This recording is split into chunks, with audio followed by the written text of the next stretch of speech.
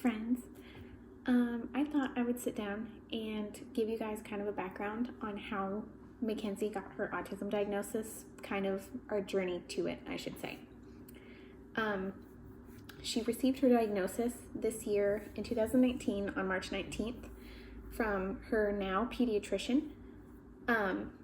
It started, I have a background in special education, went to school for it. Also did Special Olympics volunteering all throughout high school and my college career. So that's always been something that I've always been deeply involved in and passionate about. Well, I had Mackenzie September of 2016.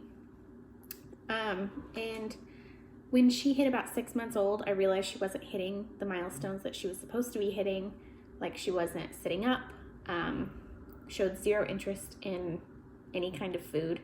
I mean, she was breastfed, so that kind of was typical from what I was told, but I still kind of like something just felt wrong. And not wrong, I should say, but something felt amiss, I should say. Like I kind of had like this gut feeling, like the mom gut thing. Sorry if I'm looking off in the distance. I'm just like trying to backtrack in my brain, all of these things. But when she hit about 6 months old, I realized she wasn't like trying to crawl. Tummy time was meh for her. She wasn't babbling. She hadn't belly laughed at all in her first year. Like, you know how you see those cute baby giggles from like funny videos? She didn't do that until she was about 1.5 years old. So I brought it up to her pediatrician. Back then my husband was still in the Marine Corps. And so it was a naval doctor that saw her and was like, well, she's probably just a little bit behind, but just give her time and she'll probably catch up. Because there was nothing different with my pregnancy or her birth, anything like that. So like, okay, cool. I thought I just shook it off as I'm paranoid. I have bad clinical anxiety, so I thought it was me. Shook that off. Fast forward a year, we moved back home to Missouri because my husband got out of the Marine Corps. And she still hadn't made much progress as far as milestones. She was always a social baby. Always smiling at people, like always kind of like a little flirt in the grocery store. That's my girl. She's still that way. And then I realized that she was just she wasn't as social as the other kids her age. We moved back here, put her in the church nursery, and she wasn't like the other kids, I should say. Like I'd watch her play side by side with other kids. She'd never interact with the kids around her.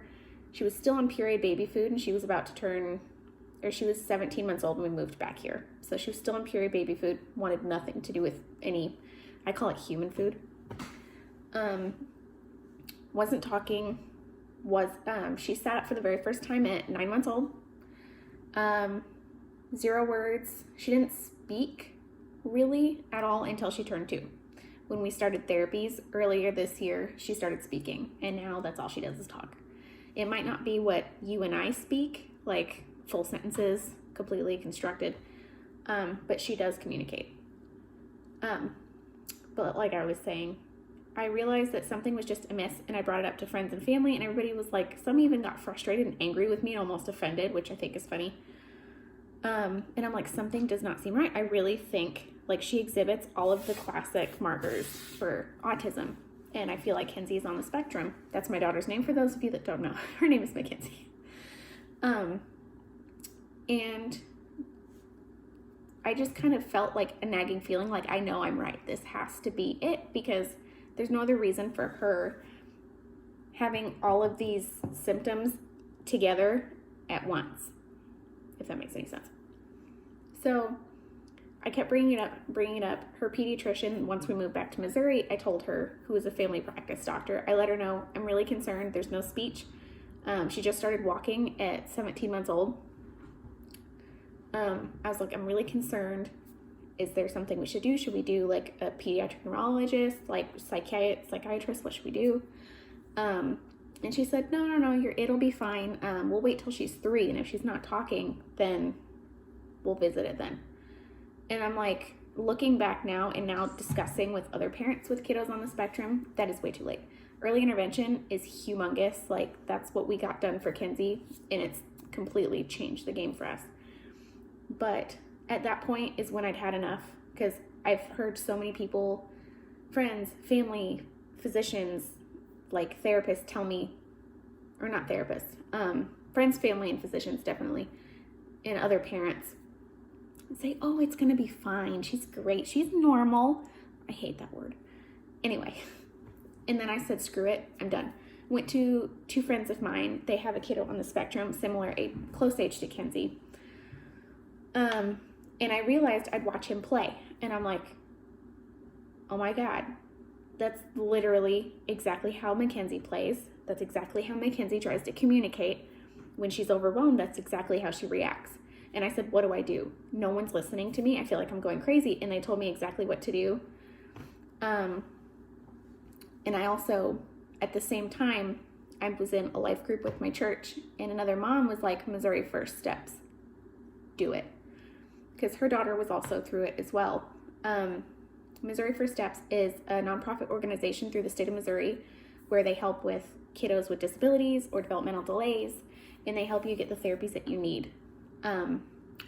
So I got in touch with Missouri First Steps, found out that Kenzie qualified, and then her support coordinator was like, I highly recommend this doctor.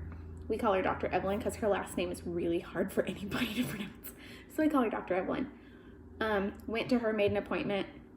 She saw her, said, I'd love to do some testing to see what we get from there. And she said, I really don't like to go beyond testing until I get answers. And I'm like, yeah, makes sense. If you hear the jingling, it's my cat. I apologize. She's an ass. And so we went within 2 doctor visits in 1 month. We had a level 3 autism diagnosis. Yeah.